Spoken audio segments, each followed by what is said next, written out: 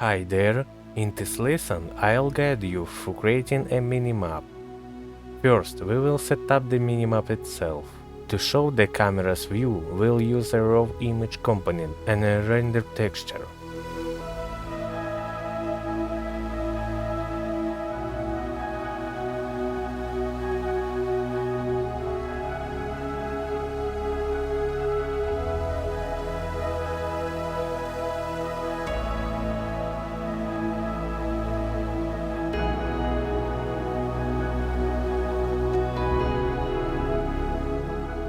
Then, we'll create a camera and adjust its settings.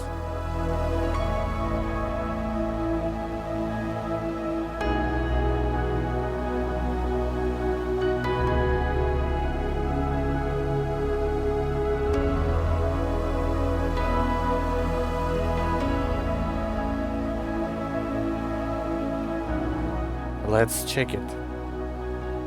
Awesome! It's all working. Thanks for watching and please subscribe to the channel.